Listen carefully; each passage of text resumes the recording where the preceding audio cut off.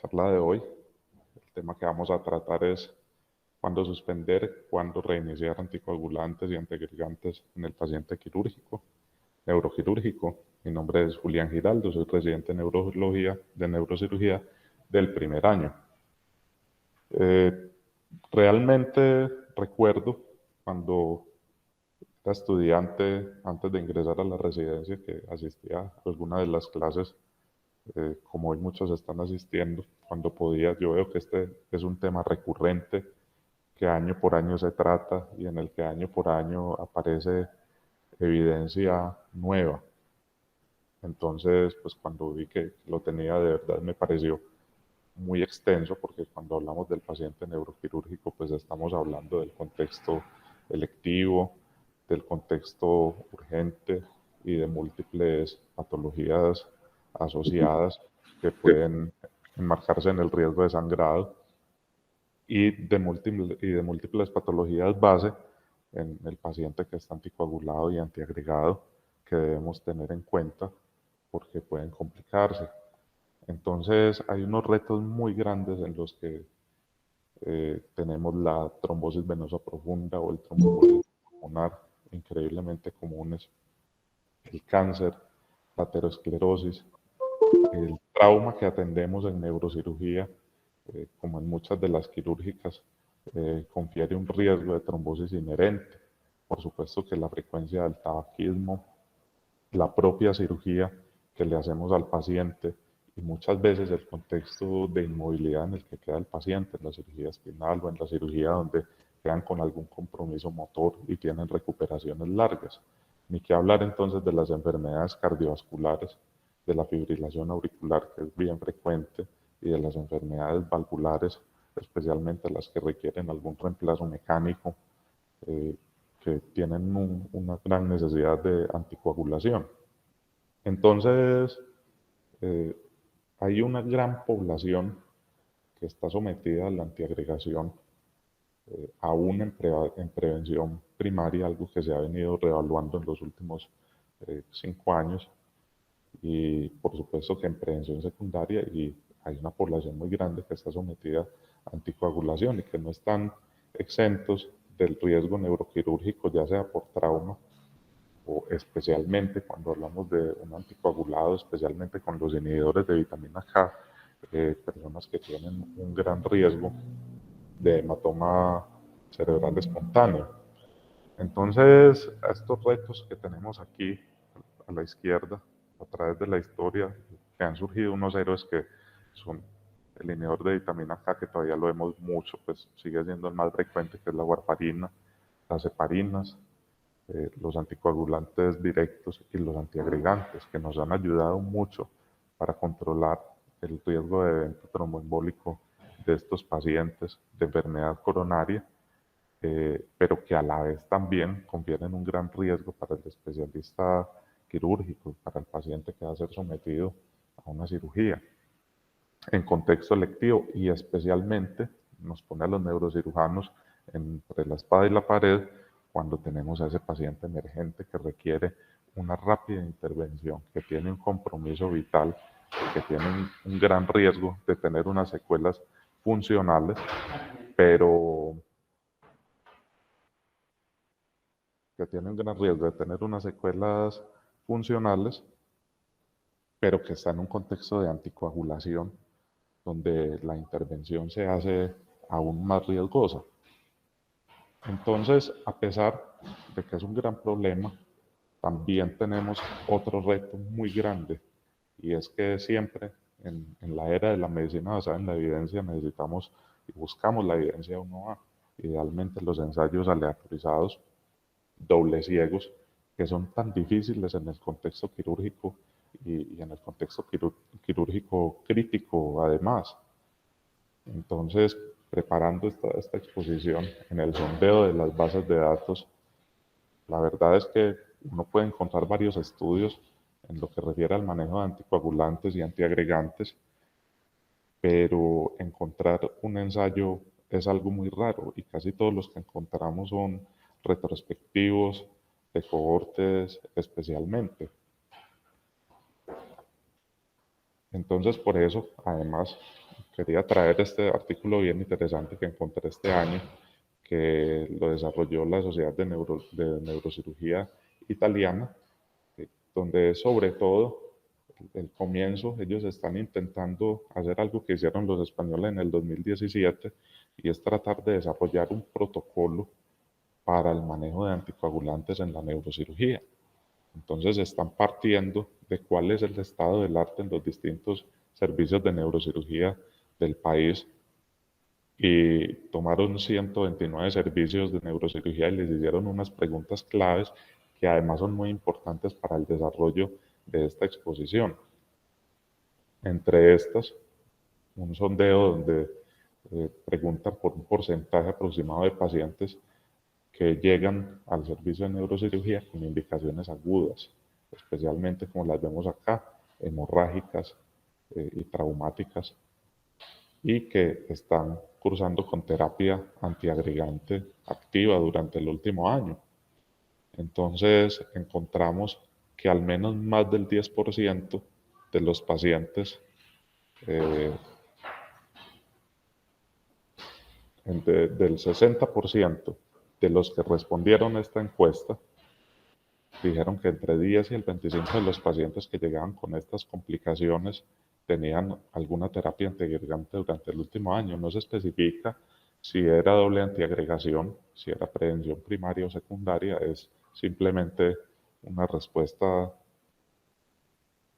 digamos, no específica, pero que nos da una idea del porcentaje de pacientes que llegan tomando algún antiagregante. ¿Aplica usted la reversión emergente de anticoagulantes? Y aquí hay una separación, prácticamente un 50-50. La mitad de la población entonces hace una reversión de los pacientes, incluyendo a los que van a tener un manejo conservador, que no tienen un criterio quirúrgico. No se especifica tampoco si esta reversión es para patologías pues, urgentes, hemorrágicas o no. Y la otra mitad solo hace la reversión cuando se está planteando una cirugía. Y hay otro cuadro bien interesante en el que preguntan cuándo se reinicia la anticoagulación posterior a una intervención quirúrgica o a un sangrado intracraneal. Entonces, cuando en el cuadro vemos el riesgo, estamos hablando del riesgo tromboembólico que tienen los pacientes. Y podemos ver que en el apartado del alto riesgo hay un porcentaje, digamos, el mínimo puede ser el 19%, inician la anticoagulación luego de 10 días, a pesar pues, de que el paciente tenga un alto riesgo de trombosis. Cuando observamos, entonces, el paciente que tiene un moderado riesgo, digamos que entonces ya se van repartiendo un poco las cifras y entonces ya es un 15% de la población pues, de neurocirujanos los que inician la anticoagulación en menos de 5 días. Y se sostiene en el bajo riesgo. El paciente que tiene bajo riesgo, todavía vemos una población cercana al 20% que inician la anticoagulación en menos de 5 días, luego de tener una neurocirugía donde hay sangrado.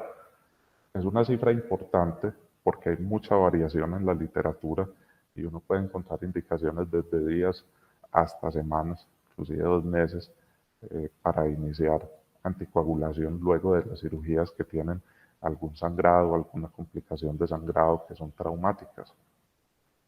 Y finalmente la tromboprofilaxis, digamos que hay un gran consenso entonces en iniciarla en menos de 2 días, una diferencia muy grande respecto a la otra población que es de 2 a 4 días. Una población muy mínima inicia tromboprofilaxis en Italia en menos de 5 días. Les traía una imagen de un sauce, además para recordar que nosotros nos enfrentamos al reto del anticoagulante, del antiagregante, pero que también nos enfrentamos a otros retos, y es que nuestra población, la idiosincrasia de nosotros, implica que muchas personas consumen plantas, consumen suplementos que tienen principios que disminuyen la agregación o que son anticoagulantes. Entonces, no nos podemos olvidar que el origen de la aspirina está en el sauce. El ácido acetilsalicílico es extraído del sauce y que existen además muchas otras plantas como el ginkgo biloba, el ginseng e inclusive el ajo, que tienen cierto potencial antiagregante. No vamos a satanizar el ajo porque es delicioso para cocinar, pero también hay que recordar que hay gente que tiene la costumbre, por ejemplo, de comerse un ajo macho, como dicen los viejitos, todos los días, que para controlar la presión o para alivianar la sangre. Y eso sí puede tener implicaciones, especialmente si tenemos al viejito que además del ajo se toma la aspirina o al viejito que además del ajo se está tomando un antiagregante, un anticoagulante. Entonces, ya sea en la planeación electiva o urgente, nosotros tenemos que considerar también estos otros aspectos que influyen en el riesgo que puede tener el paciente cuando vayamos a tener alguna intervención. Este es un esquema muy somero, muy conciso de la función de los antiagregantes principales que utilizamos en prevención primaria o secundaria. Uno observa que todavía hay médicos que utilizan aspirina en contexto de prevención primaria. Es un escenario que todavía podemos ver, así no tenga una validez muy clara en los últimos estudios. Entonces es importante mencionarlo. Entonces, sí, tenemos la aspirina, que inhibe pues, la vía del ácido araquidónico y básicamente impide la generación del tromboxano A2, que es un potente antiagregante y que genera también una vasoconstricción. Es irreversible, si bien la vida media de la aspirina puede ser corta, la unión es irreversible, entonces eh, tiene implicaciones grandes en la antiagregación. Del mismo modo, en el otro extremo, tenemos el clopidogrel, el ticagrelol y el prasugrel, que son los inhibidores de la P2Y12, especialmente en nuestro entorno. Todavía vemos el clopidogrel en carga o en mantenimiento como el más frecuente. Es muy raro ver un paciente con los otros antiagregantes. Básicamente ellos inhiben la activación pues, de la ADP sobre la P2Y12 y el resultado, muy simplificado con la flechita que vemos acá con el más, tiene que ver especialmente con una liberación de calcio y una activación de este receptor, que es el 2B3A, que digamos es el compatible con el fibrinógeno, el que se une al fibrinógeno y el que genera el fenómeno que conocemos como como agregación, perdón. Entonces, al inhibir esta vía, estamos impidiendo entonces esta agregación plaquetaria que se está dando en algún punto lesionado. Entonces, como les decía ahora, con un tema tan extenso, con pacientes que pueden presentar muchos espectros de patologías de lo neuroquirúrgico, que puede ser urgente o no, que pueden implicar sangrado o no, que pueden ser traumáticos o no, y que pueden tener un contexto base como enfermedad cardiovascular o enfermedad tromboembólica, un alto riesgo tromboembólico o factores de riesgo importantes para el desarrollo de fenómeno tromboembólico. Vamos a coger el tema de pronto por los casos clínicos y tratando de dar un sustento con literatura para las decisiones que vamos a tomar con estos pacientes. Entonces, para nuestro primer caso clínico vamos a tener un paciente masculino de 51 años. El paciente realmente lo hospitalizaron por un infarto agudo de miocardio sin elevación del ST, pero el paciente estando estable, se le sacó por ahí en la historia clínica que había tenido en los últimos 3 meses, luego de una caída en moto, unos episodios de desastre, de dificultad para hablar, debilidad del miembro superior derecho, los cuales podían durar 10 o 15 minutos y tenían una resolución. El paciente, sin embargo, durante esta hospitalización está asintomático y está tomando en estos momentos aspirina de 100 miligramos y clopidogrel de 75 miligramos. Se realizó entonces una tomografía que nos demuestra este hallazgo. Entonces tenemos un hematoma subdural subagudo, inclusive ahí podemos ver como una loculación, una doble capa, eh, que puede que no esté sintomático en este momento, pero que lo ha sido y que además tiene un tamaño grande que convierte este hematoma entonces en un hematoma con criterio quirúrgico. Es un paciente que hay que operarlo. Ahora, ¿realmente este paciente es urgente o no? Es un paciente que tiene una estabilidad clínica, es un paciente que, como dijimos, no tiene una focalización neurológica en estos momentos, es un paciente que sabemos que tenemos que operar, pero es un paciente que sabemos que tenemos tiempo para operarlo. Entonces, esto es extraído precisamente de la guía española que les mencioné del 2016, que es una guía que desarrolló la Sociedad de Anestesia en conjunto con un departamento de neurocirugía para tratar de establecer un protocolo de tromboprofilaxis, manejo de fármacos anticoagulantes en los pacientes neuroquirúrgicos o también neurocríticos. Entonces, para este paciente que está estable, se recomienda, aquí se menciona todavía la prevención primaria, y en la prevención secundaria sería este paciente que está enfermo, que ya tiene una enfermedad cardiovascular establecida. Antes de la cirugía se recomienda disminuir el ASA y el clopidogrel, suspenderlos, perdón, en un rango entre 2 y 5 días, un rango seguro de 2 a 5 días y el conjunto de la doble antiagregación 3 a 5 días. No hay un beneficio establecido en evidencia para terapia puente para este paciente. Por otro lado, entonces tenemos al paciente urgente con doble antiagregación. Este es un señor también de 51 años que lleva en una moto, se accidentó, se golpeó, ingresó con un Glasgow de 10, más o menos a las 6 horas, un Glasgow de 7.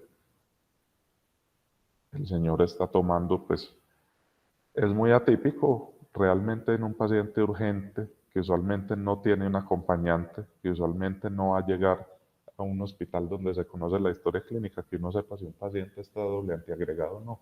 Con este paciente tuvimos la suerte de que la familia llegó y nos dijo, sí, él toma aspirina, él toma clopidogrel, lo que pasa es que él tiene una enfermedad coronaria, hace 2 meses le pusieron inclusive un stent, entonces está tomando aspirina y está tomando clopidogrel. Este señor entonces, como pueden ver, tiene un hematoma subdural agudo con un importante desplazamiento que justifica su deterioro neurológico. A este señor hay que operarlo porque se va a morir.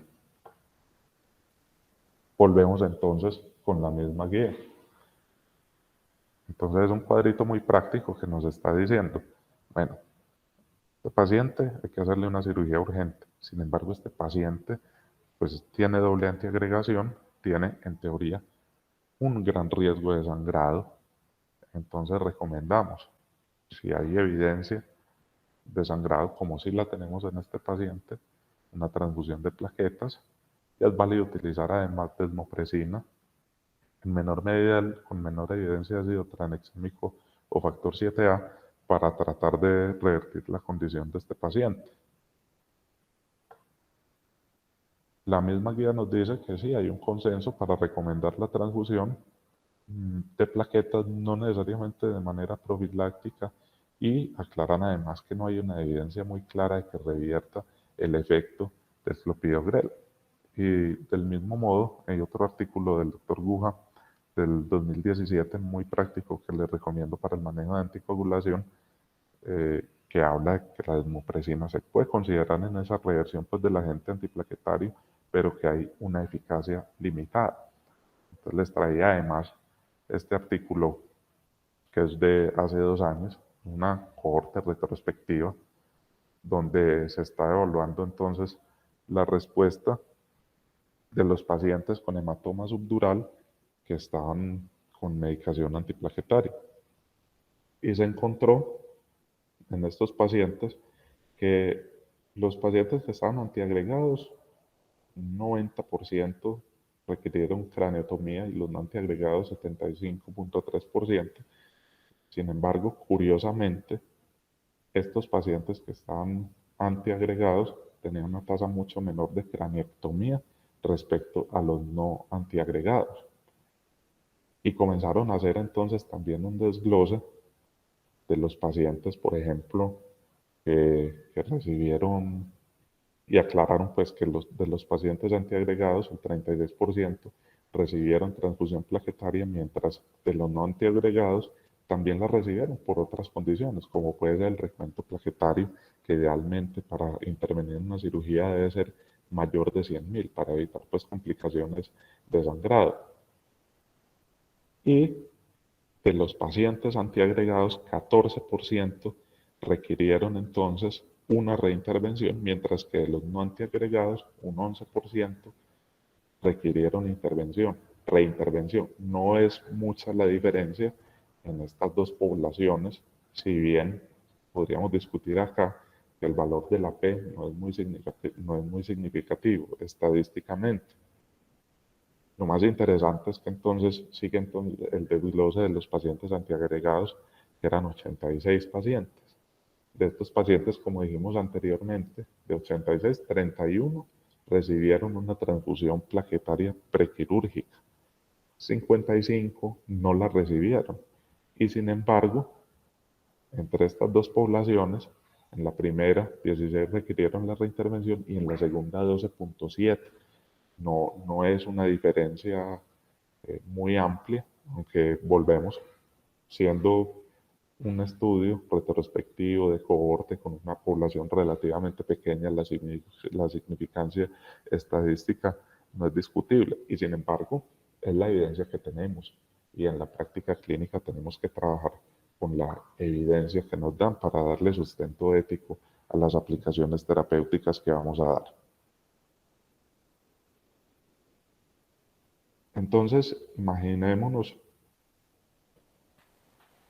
al paciente, este paciente pues urgente con doble antiagregación. Vemos aquí entonces unas indicaciones de la transfusión plaquetaria, donde uno puede leerlas o practicarlas a rajatabla, sin embargo, hay ciertas limitaciones. Y es que el número de unidades que ustedes ven, por ejemplo, para el paciente que tiene ASA, 4 o 5 unidades para transfundir, o en el caso del clopidogrel, 10 unidades cada 12 horas por 48 horas, como nos lo sugiere el artículo, tiene que ser mirado con lupa, porque eso puede implicar una aplicación de volúmenes grandes en un paciente que, al que precisamente le tenemos que manejar unas cifras conservadoras y prevenir, por ejemplo, hipertensión. La desmopresina es recomendada en la misma dosis para el manejo pues, de ambos agentes doble antiagregantes. Y respecto a la desmopresina, entonces traía además dos artículos, uno a favor, otro realmente en contra, que no muestra un efecto importante de la desmopresina respecto a las complicaciones como la expansión del hematoma en los pacientes que están antiagregados. Este entonces es de este año, de abril de este año, y es una revisión sistemática de 3 ensayos aleatorizados en los que se utilizaron desmopresinas en pacientes con enfermedad neuroquirúrgica con sangrado. Entonces, si se fijan en cuanto a la expansión del hematoma, hubo mayor expansión del hematoma en los pacientes en los que no se utilizó desmopresina para revertir antes de la cirugía. También, cuando hubo tasa de eventos trombóticos, podemos encontrar entonces que prácticamente el, el doble de los pacientes que no recibieron desmopresina tuvieron una tasa de eventos trombóticos.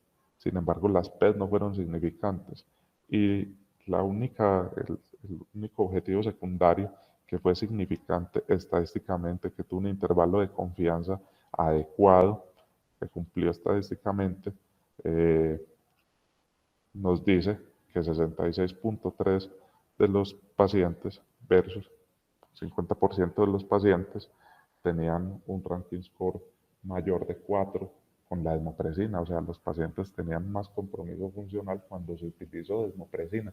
No se evaluaron, sin embargo, otros objetivos en este estudio, como pudo ser la mortalidad o la tasa de reintervención. Y por otro lado, tenemos uno del año pasado, que es nuevamente evaluando la expansión de la desmopresina en pacientes que tienen daño traumático cerebral moderado, y se tomaron 202 pacientes con una edad media de 76 años, más o menos 12 años, 76% de los pacientes tuvieron caídas, como suele ocurrir en esta población.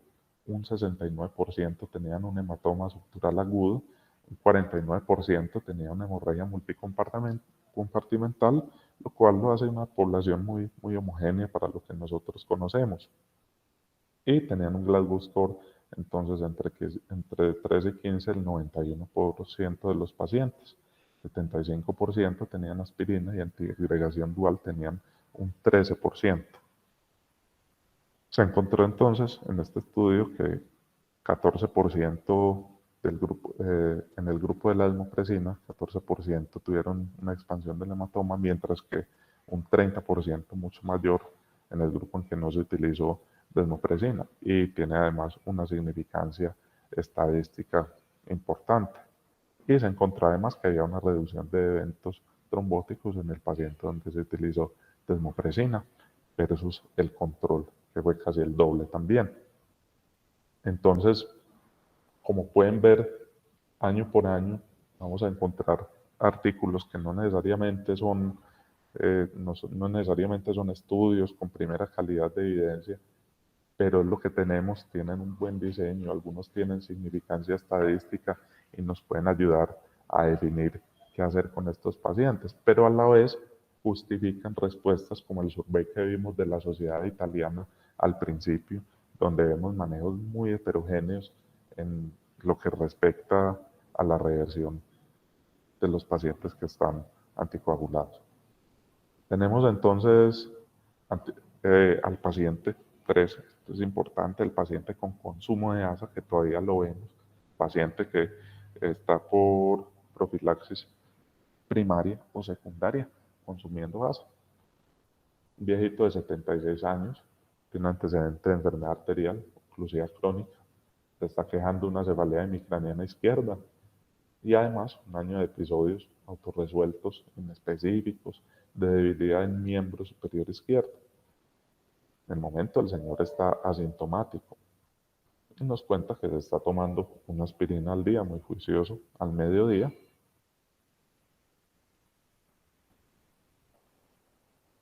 Y tenemos entonces esta imagen que nos muestra una masa frontal que no tiene un gran efecto compresivo, pero sin embargo tiene un edema asociado, un edema vasogénico asociado importante. Entonces, la pregunta es, a este paciente que tenemos acá, que está en un contexto estable,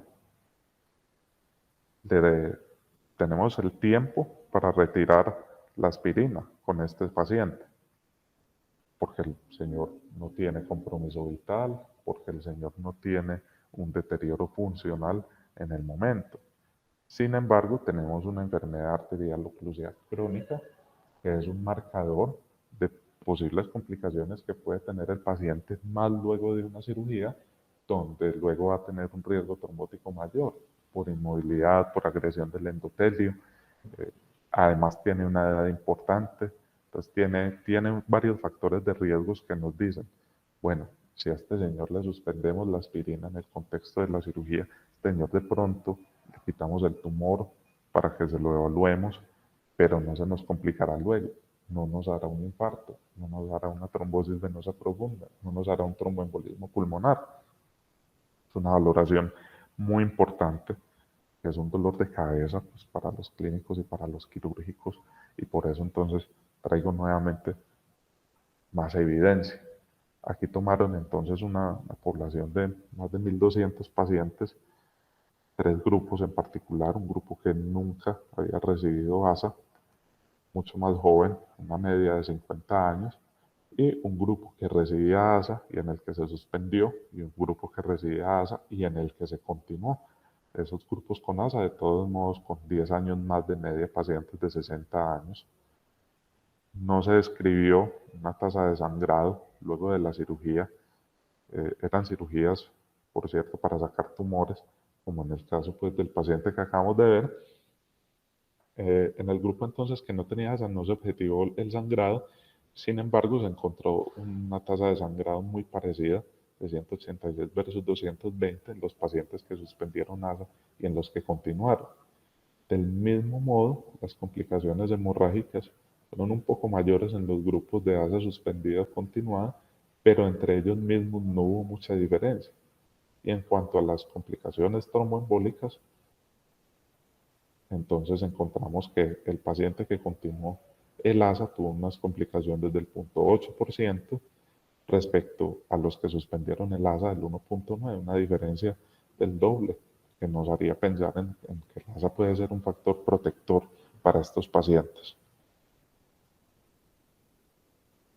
Tenemos otro entonces, donde los pacientes, al paciente pues se le hace craniotomía para sacar el tumor, y también es muy interesante porque entonces tenemos al grupo que no tiene ASA, al grupo en el que se continúa el ASA y a dos grupos operados por equipos de cirujanos distintos en los que no se continuó el ASA.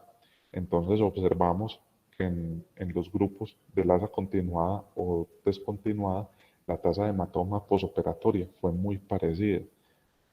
De igual forma, la tasa de reintervención, pues hay una diferencia entre un 3 y un 7%, e inclusive en uno de los grupos donde se discontinuó el ASA, se suspendió, perdón, no se encuentra que hay una tasa de reintervención. Y en cuanto a complicaciones trombóticas, curiosamente se encuentra que en el grupo 1 respecto al grupo 2 tenemos la misma tasa, a pesar de haberse continuado uno y haberse descontinuado el otro, e inclusive en el grupo 2 entonces tampoco tenemos complicaciones trombóticas. Entonces, es una descripción de un mapa donde si vamos a evaluar la parte del hematoma posoperatorio, la parte del riesgo de sangrado, no encontramos una gran diferencia. Sin embargo, no podemos establecer nada respecto a las complicaciones trombóticas en estos pacientes. Entonces, todo se resume a que si este paciente, por ejemplo, tuviera ese mismo tumor, tuviera un efecto de masa importante o tuviera un sangrado asociado, tuviéramos que operar a este paciente porque tiene compromiso, entonces nos lleva a la pregunta si es un paciente que se beneficia de una transfusión plaquetaria, si es un paciente que se beneficia de una desmopresina, o si es un paciente al que no necesariamente hay que suspenderle estas medidas o no necesariamente hay que revertir estas medidas porque no encontramos pues una diferencia entre el crecimiento del hematoma o no.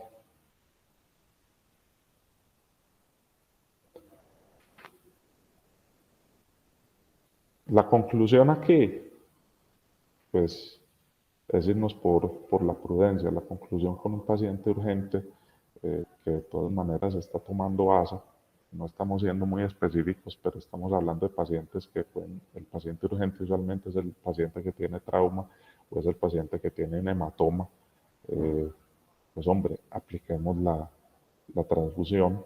Si encontramos un sangrado, siendo conservadores respecto a las unidades, apliquemos la desmopresina. Somos conscientes y ya vemos estudios donde la evidencia no es muy clara, pero tampoco tenemos una evidencia de que vamos a tener más efectos adversos por aplicarla.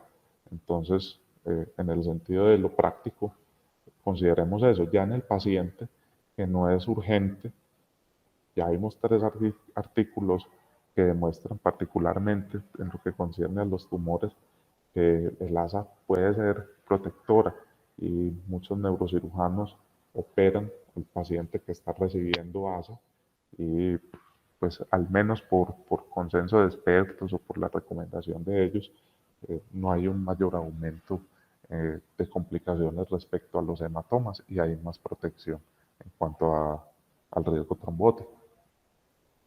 Este cuadro es del artículo, robadito del artículo del doctor Buja, que me parece muy importante porque nos demuestra entonces la cascada de coagulación que tanto hemos visto pues en años de estudio, pero tiene la relación entonces de dónde actúan los anticoagulantes principales que utilizamos, siendo entonces, como es conocido, la warfarina el primero que actúa sobre los dependientes de vitamina K, el 2, 7, 9 y 10.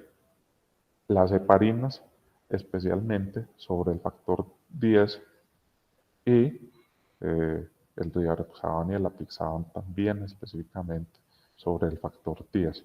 El diatrán directamente sobre la trombina. Todo esto entonces nos da unas pistas sobre cómo tener una idea de cuál es el estado de coagulación que tiene este paciente, siendo entonces para la warfarina el INR, para el dabigatran, el TPT realmente no es confiable, como vimos acá, hay una incidencia sobre la trombina más directa, por lo que en teoría el seguimiento con el tiempo de trombina sería el ideal, y no es común tenerlos para rivaroxaban o apixaban, pero realmente el seguimiento para el estado de coagulación de estos pacientes debería ser con un ensayo antifactor 10A.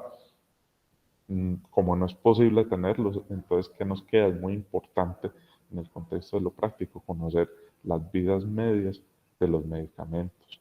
Recordar que la vida media de la warfarina pues, es mucho más larga, la del rivaroxaban y apixaban es mucho menor, para considerar entonces la reversión. En la warfarina es muy importante el complejo concentrado pues, de protrombina con la vitamina K, con las dos, especialmente porque ese complejo, bueno, que es el mismo octaples, nos provee una corrección rápida del INR en la primera hora, y sosteniblemente con la administración de la vitamina K garantizamos que el paciente vaya recuperando su capacidad de coagular en el contexto posoperatorio. No hay tanta evidencia respecto al plasma fresco congelado que se recomienda, pues sobre todo cuando uno ve que de pronto no hay una buena respuesta. En el Dabigatran la primera opción es concretamente el idarucizumab, que está dirigido directamente contra el medicamento. Si no se tiene, entonces volvemos al mismo Caples con menor evidencia para el plasma, para el factor 7A y con cierto beneficio en la hemodiálisis. Respecto al rivaroxaban, el apixaban, igual para las heparinas, el andexanet realmente puede ser la primera opción porque va directamente al factor 10A. Y luego sigue entonces lo mismo el octaples con menor evidencia, el plasma fresco y el plasma fresco congelado, perdón, y el factor 7A. Entonces, cuando vamos a considerar la reversión del paciente neuroquirúrgico, que es urgente y que toma anticoagulantes directos, entonces tenemos que considerar cuál es la dosis que está tomando el paciente, cuándo la tomó. Es importante para establecer cuál es la condición del paciente respecto a la vida media de ese medicamento, y especialmente hay que tener una idea de la función renal, porque si es un paciente que tiene un compromiso de la función renal, entonces ya no podemos decir que vamos a esperar 12 o 24 horas o vamos a confiarnos, porque entonces esa depuración de las vías medias se va a comprometer. Tener en cuenta nuevamente que si se pueden tener los agentes específicos, en algunos sitios hay idarucizumab, es más raro el andexanet, pues son la primera opción. Y si no hay la disponibilidad, entonces el octaplet dirigido pues por kilos. La reversión del paciente que toma warfarina, que es muy frecuente, inclusive en Estados Unidos hay más del 50% de los pacientes que están anticoagulados están anticoagulados con warfarina. Entonces implica, como les dije, la administración del octaples con la administración de vitamina K para buscar una meta de INR menor de 1.5. Este es un cuadro, pues digámoslo así, de carpintería, donde se establece entonces una dosis kilogramo del complejo de protrombina y de la vitamina K de acuerdo al INR que tiene este paciente. El rojito es el control que haríamos del INR con el paciente, esperando una respuesta a 30 minutos del octaples y luego un seguimiento por 24 horas, cada 6 horas por 24 horas y luego cada día por 72 horas para ver la reversión del paciente, ya esperando es la respuesta a la administración de vitamina K. Respecto a las heparinas, pues hay unas horas mágicas respecto a la heparina no fraccionada, y es que son 4 horas para establecer una necesidad de tratamiento en la heparina no fraccionada, y en la de bajo peso molecular son 12 horas. De resto, el andexanet, recordemos, sigue siendo el número uno para las heparinas de bajo peso molecular. Al no contar con él, entonces la alternativa sigue siendo la protamina, cuya indicación eh, por unidad administrada o por miligramo de enoxaparina va a depender de hace cuánto, como ven en el cuadro, se administró la heparina. ¿Cuándo reiniciar entonces la antigregación en ese paciente que ya operamos? Es un paciente que estuvo en una electiva, que no tuvo una complicación hemorrágica. Hay, hay 48 horas seguras que nos da la guía española. Sin embargo, en el paciente, por ejemplo, que tuvo una complicación hemorrágica y que además tiene una prevención secundaria, se describen entonces hasta 4 semanas para considerar reiniciar la antiagregación. Recuerden, en caso de pacientes que tienen complicaciones hemorrágicas o que tuvieron una patología o se intervinieron por una patología hemorrágica espontánea o traumática. Y respecto a la anticoagulación, hay que tener en cuenta un equilibrio muy importante, y es que recordemos que el paciente, va a sonar muy bobo, pero el paciente que está anticoagulado, pues está anticoagulado por algo. Entonces, tanto la patología quirúrgica que se intervino como la patología base que le puede generar una complicación trombótica son importantes, y hay distintas tasas de riesgo. Entonces, por eso, aquí en un extremo les traigo el CHA2DS, que establece entonces el riesgo de trombosis que tiene un paciente de acuerdo a los factores que ustedes están viendo acá, que son bien comunes, y el ASBLED, son tablas muy conocidas por todos. El ASBLED entonces habla del riesgo hemorrágico, y hay que tener además en cuenta una cosa: son muy conocidas, muy difundidas, pero además la principal evidencia de estos scores está con la warfarina. Todavía tenemos muy poca evidencia sobre la evaluación del riesgo de sangrado, por ejemplo, con los anticoagulantes directos. Eso hace entonces que definir el reinicio de la anticoagulación sea difícil, y que encontremos variaciones muy grandes respecto al inicio de la anticoagulación en el paciente posquirúrgico. Entonces, los italianos nos sugieren, cuando el paciente entonces si vamos a iniciar entonces una warfarina, se puede iniciar en 24 o 48 horas, teniendo en cuenta que el efecto óptimo de la warfarina va a ser básicamente a los 5 días, y con los anticoagulantes directos nos podemos demorar un poco más. El doctor Guja, entonces, además nos recomienda que hay que establecer un riesgo trombótico que tenga el paciente para establecer unos días antes de reiniciar la anticoagulación, y que inclusive los pacientes que tienen un alto riesgo trombótico, en el que en teoría nos podríamos basar con el CHA2DS, entonces inclusive se podría considerar un filtro de vena cava para diferir entonces la administración de la anticoagulación. Recordemos pues que lo ideal sería iniciarlo rápido, pero también recordemos que el paciente puede tener un contexto posoperatorio donde tuvo una hemorragia.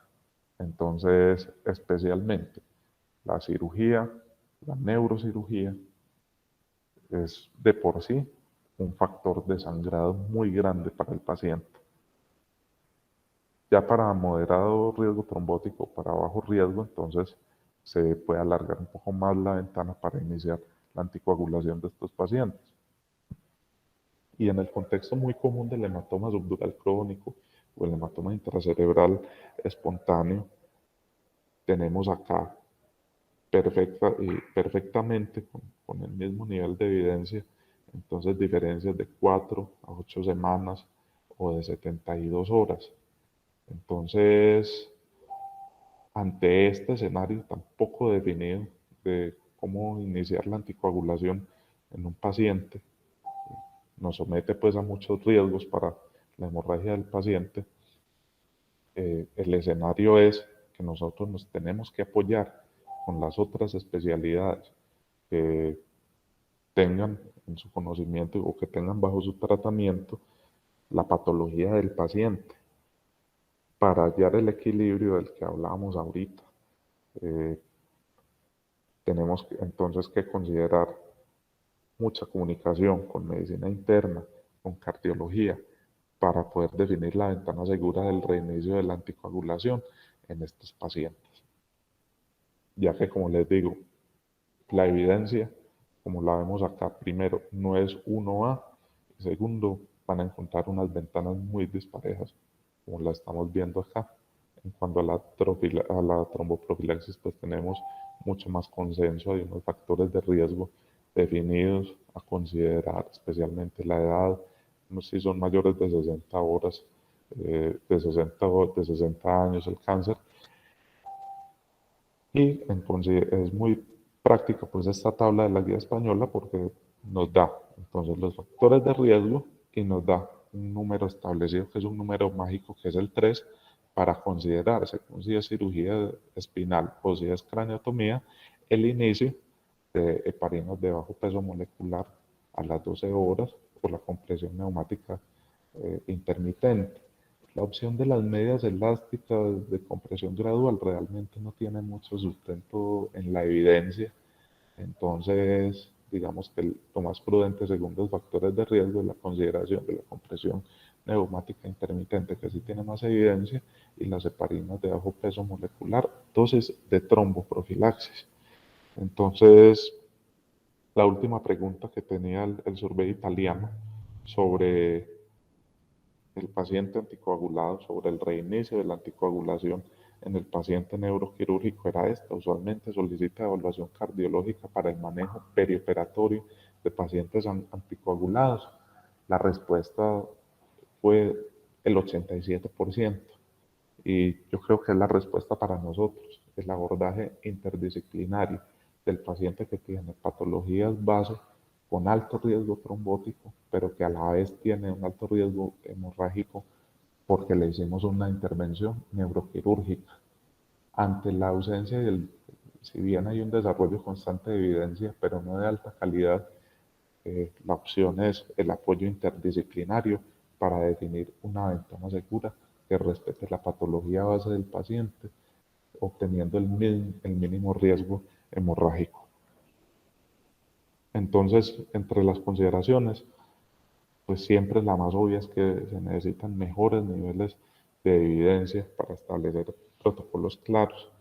Si bien es un tema en constante desarrollo, es muy importante desarrollar protocolos institucionales con la poca evidencia que se tenga, porque cuando se establecen protocolos institucionales es más fácil, así sea de modo retrospectivo, enmarcar a los pacientes para estudiarlos y obtener resultados. Entonces, en ese sentido, ahí está también el escenario que considero yo del paciente anticoagulado o antiagregado al que no se le hace reversión, como decíamos ahora, casi siempre el paciente traumático en el que uno no conoce patologías base y tiene que abordar rápidamente y uno no sabe si él está anticoagulado o antiagregado y lo sabe después. Es interesante guardar siempre un reporte de este tipo de pacientes para reunir una base de datos sobre la respuesta de estos pacientes a los que habitualmente y en un entorno controlado nosotros le haríamos una reversión para poder operarlos, pero muchas veces no es el escenario de la urgencia, muchas veces no es el escenario del trauma. Con estas consideraciones entonces finalizo la presentación agradeciéndole al doctor Oscar Romero por la asesoría de este tema. Muchas gracias.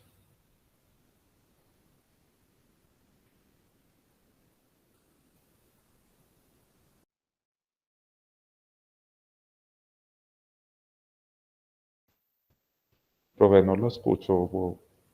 ¿Alguien escucha al profe Ignacio?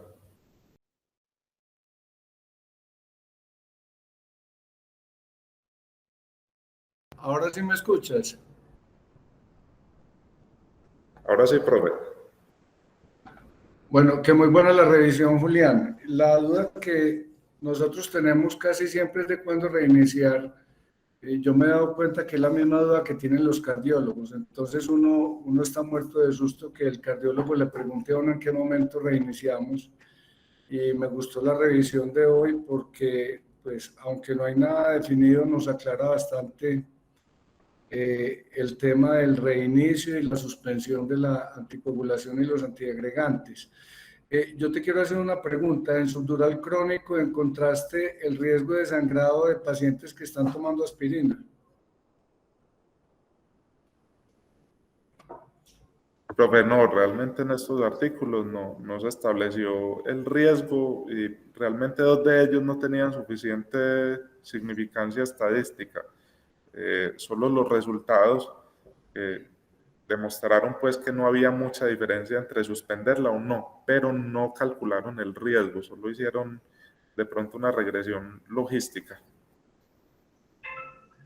Sí, eso me llamó la atención en lo que presentaste, que el riesgo era muy similar entre los que tomaban y los que no. Y yo creo que hay cirugías como, por ejemplo, una hernia lumbar, se puede hacer perfectamente cuando el paciente esté tomando aspirina, pero ya vendría la parte legal y todo eso. Si alguien tiene algún comentario, adelante, o si no, vamos por terminada la reunión.